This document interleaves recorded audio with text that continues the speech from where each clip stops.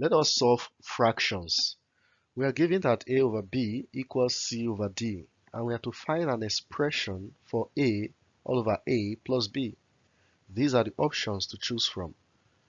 So we are given this expression, or we are given this for we to find an expression that can represent this in any of these options, given that this is a proven condition, a over b equals c over d. To solve this, we want to reduce this expression to something in the region of b, c, and d. Because if you look at these options very well, there is no a in the option. So the best thing we want to do here is to take away the a. How do I take away the a from the numerator? If I multiply a by the inverse of a, they will cancel out, right? Because the inverse of a quantity multiplied by that quantity makes it 1. You've eliminated it. So I'm going to multiply the numerator by the inverse of a, which is 1 over a, and I must do the same thing to the denominator. Otherwise, the expression will not be correct. Whatever I do to the numerator, I equally do it to the denominator, because 1 over a here cancels out 1 over a here, and we are left with the original expression a over a plus b. So we've done nothing here. Mathematically, this and this are the same thing. With this, we can be able to cancel out. A can cancel out this a.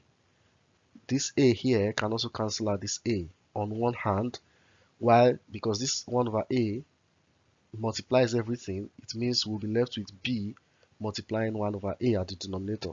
So this is what it reduces to. A cancels a, we are left with 1 at the numerator. A cancels a, becomes 1 plus b multiplied by 1 over a gives us b over a. So we have now simplified the expression to this. We are still having a here, so we will need to write this expression b over a in terms of other quantities that are given here, so that we can take out this a, because a is not in the option. Now let's look at this very well. Here we have b over a, but here we have a over b. What it means is that a over b is simply the inverse of b over a. So if we want b over a, what we just need to do is to invert this a over b. So by inverting it, I mean the b comes up and a goes to the bottom. So if we take the inverse of a over b, in mathematics, what you do to the left-hand side of an equation, you also do it to the right-hand side for the equation to be balanced. So if I take the inverse of the left-hand side here, I'll equally take the inverse of the right-hand side, so that b over a becomes d over c, taking inverse of both sides. So here I can replace b over a with d over c, the inverse of a over b. That brings us to 1 all over 1 plus d over c. We have replaced this with this.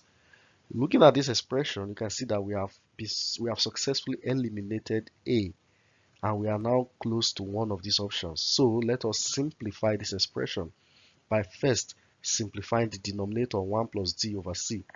At the denominator, we have that the LCM of c and 1 here is c.